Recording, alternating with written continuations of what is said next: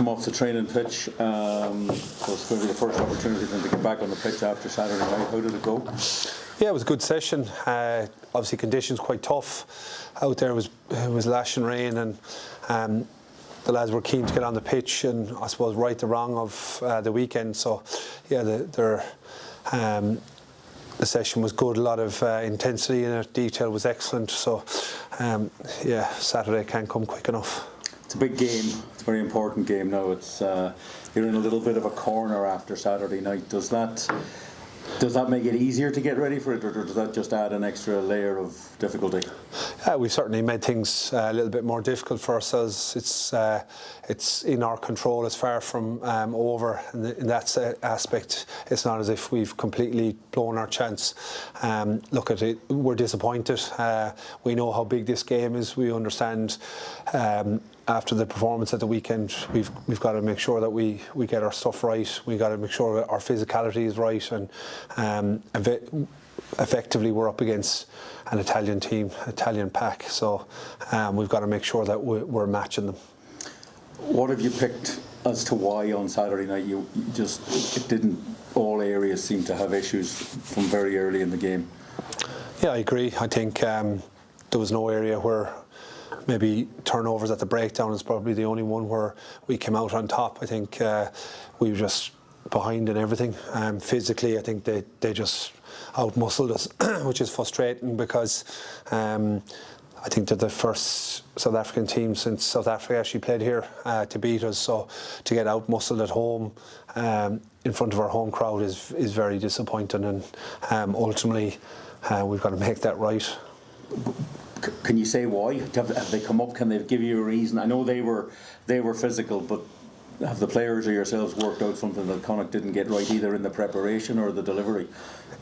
William, if I knew the answer to that, I wouldn't be sitting there. I'd be in Mensa or somewhere else. Yeah, look, it's a physical game, and if you don't match it early and you don't knock down some people that are running hard at you, and the psychology of players and psychology of a group can be very swaying either way, and unfortunately they were much better than us, and physically I thought they just took us on up front and they just beat us up. So it's very, very disappointing from a forwards aspect, from a team aspect, in front of our home crowd. Yeah, there's a bit of work to do.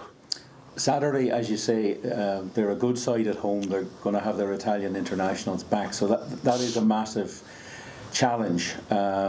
Where do you have to take them on to beat them? Look, I think up front they've got a star-studded pack. They've got a work ethic I think they've added to their game over the last 3 or 4 years. They chase kicks. They really work hard. They're abrasive. They're physical. They'll be wetting their lips, and we've got to make sure that we match every single thing they do up front. So look, I think they've got a couple outside backs that can make stuff out of nothing as well. Rhino Smith, Ratuvu. So like we've got to be on it everywhere. They've got their Italian internationals back. Leinster seem to be getting quite a few of theirs back. Is there a frustration that maybe Finlay and Bundee aren't available for this game, that it would add to your package?